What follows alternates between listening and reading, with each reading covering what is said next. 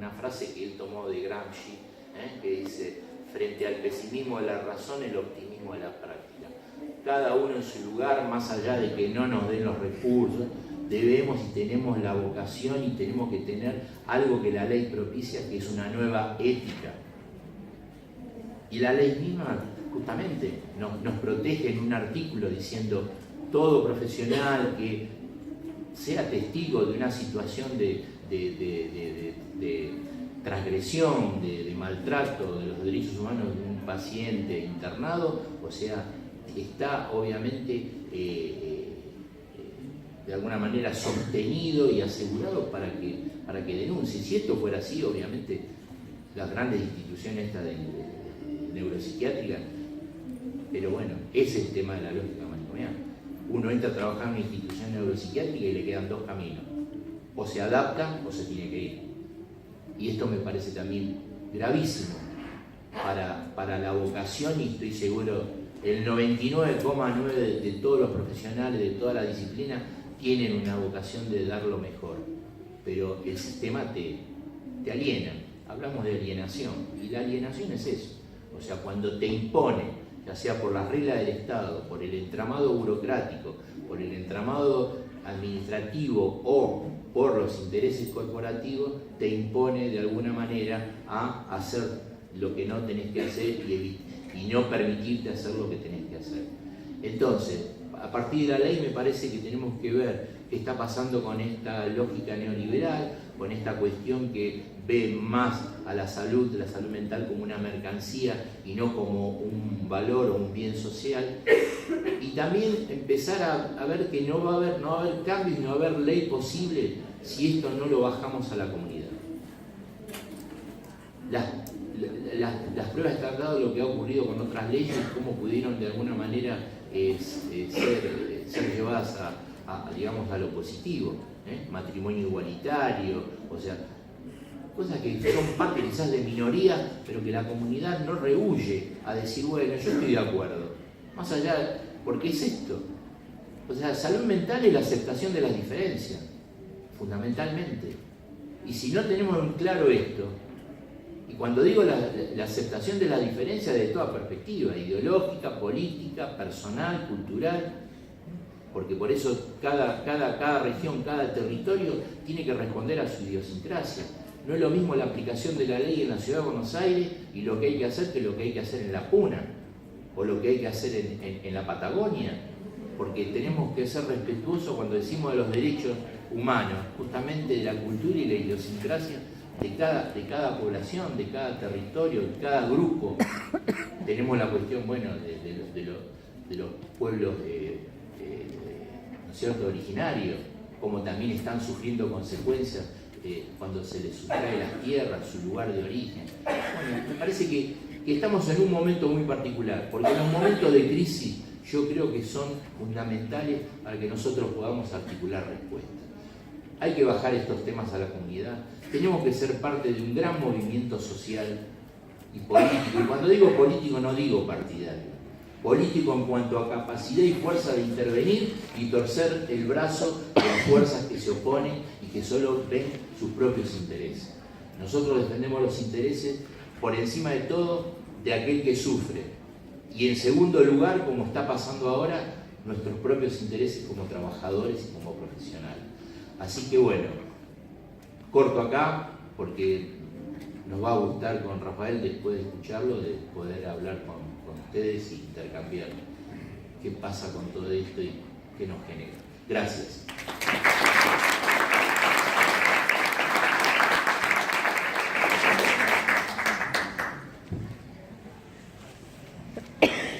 Bueno, buenas tardes a todas y todos.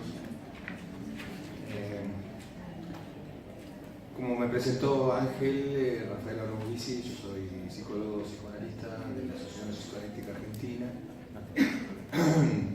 Y bueno, conversando con él acerca de cómo desarrollar este encuentro, estuvimos hablando de varias cosas, etc. Se me ocurrió como psicoanalista, la Asociación Psicoanalítica Argentina, mostrar o poder abrir a gente que sepan de alguna manera lo que en estas asociaciones se trabaja mucho, que es la resistencia al psicoanálisis.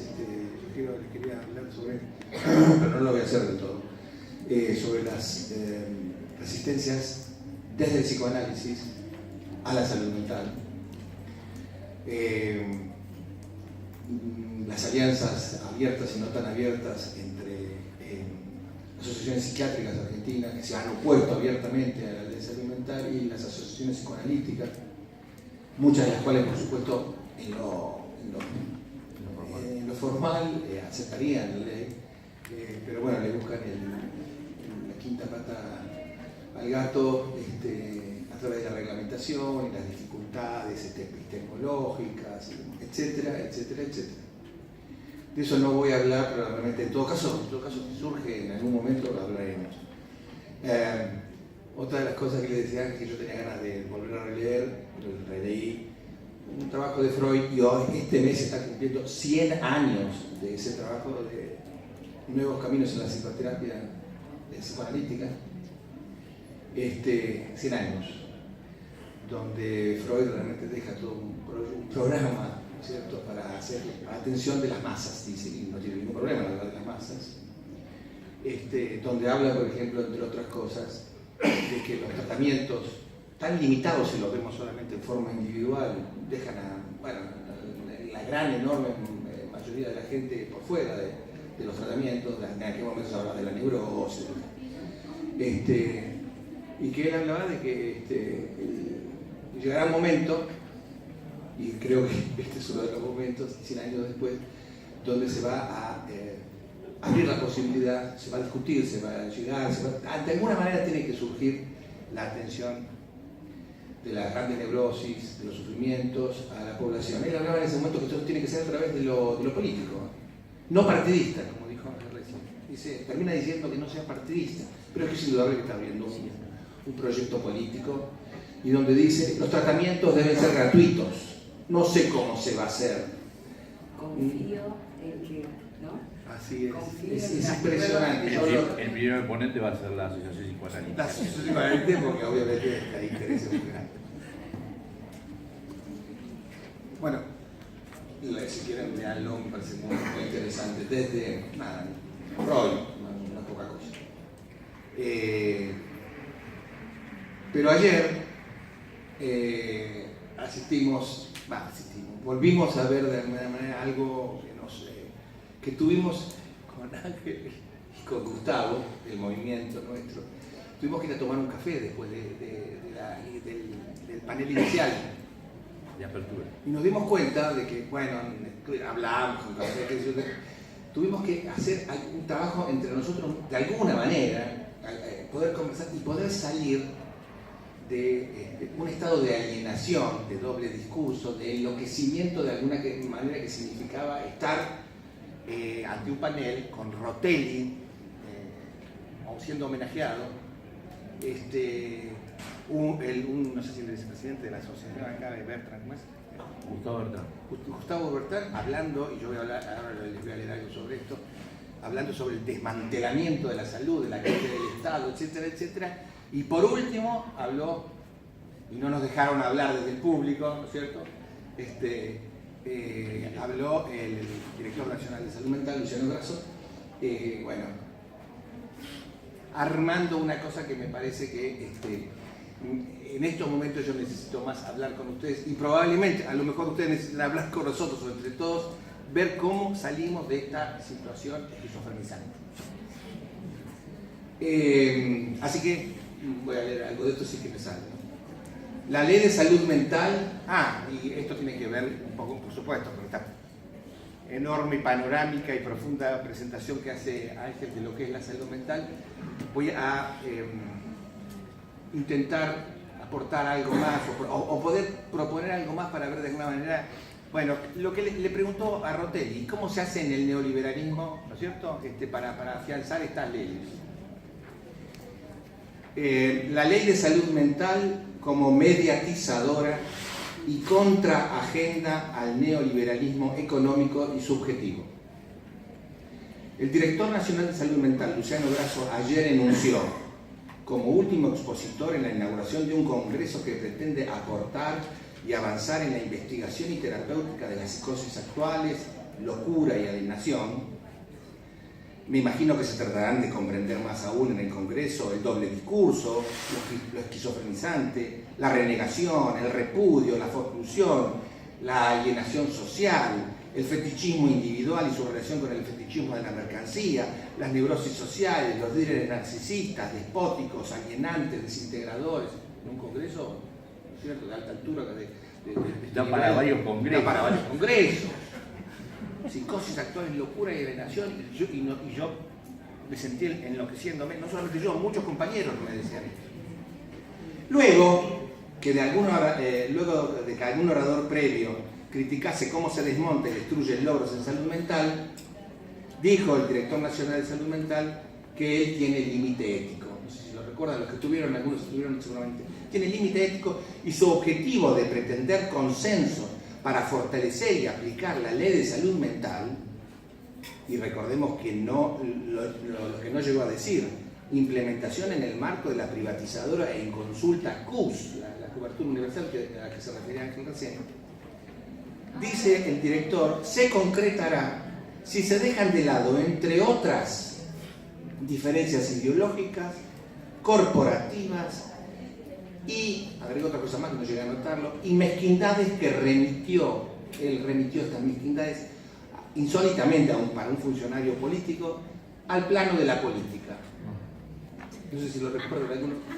Sí, directamente dijo, y aquellos que hacen política con la salud mental. Obviamente a lo que nos oponemos a lo que él no está haciendo, o lo poco que hace, o lo mal que hace con el despido de 88 trabajadores. Así es. Entonces, ese es el bastardeo de la política. Ante nosotros un discurso de rectoría, la Dirección Nacional de Salud Mental tiene una rectoría nacional sobre el proceso político de la ley de salud mental. Ante nosotros un discurso de rectoría nacional ético, altruista y apolítico, puro.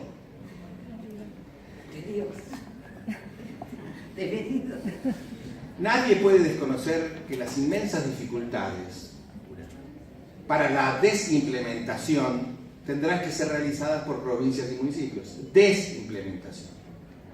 Pero el trabajo práctico, terrenal y político de desmontaje se hallará favorecido por contundentes intervenciones sobre su tarea de director nacional, que, muy a su pesar, eso sí, están siendo trascendidos por injerencias desautorizadoras de otros ministerios, ajustadores de presupuestos, provenientes de su propio gobierno. 88 agentes de salud mental comunitaria expulsados esta semana con conocimiento de Grasso por recortes presupuestarios que obviamente acepta y se autoimpone, no solamente nos impone a nosotros, sino se autoimpone. Todos hemos oído, los que hemos estado ahí, claramente su defensa de esta falta de ética. Esta gestión, como la de su predecesor anterior, el expulsado Andrew Lake, vienen a desmontar el precario plan de salud mental de la gestión anterior. Sabrán ustedes, ridículamente fotocopiado. Hoy en día tenemos un plan mental de salud mental de esta gestión que está fotocopiado del anterior. Ángel, en todo caso, que lo maneja mejor esto, les puede contar.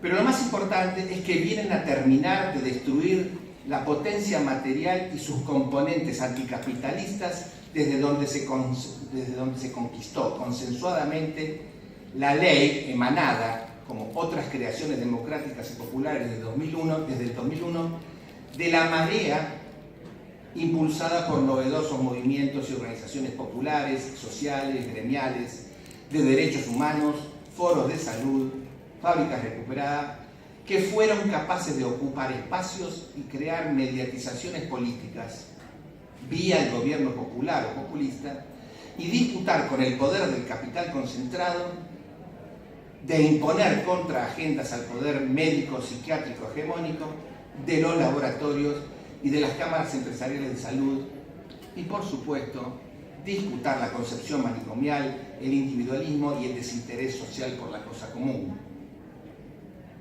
Hoy en día, con la llegada del poder fáctico y gubernamental macrista, la ley como construcción de mediación popular capaz de crear instancias de organización comunitaria y pública que distribuyera riquezas cualitativas en salud, está muy locamente, esquizofrénicamente, siendo demolida y encubriéndose la maniobra tras un doble discurso digno de ser desactivado por especialistas en la materia.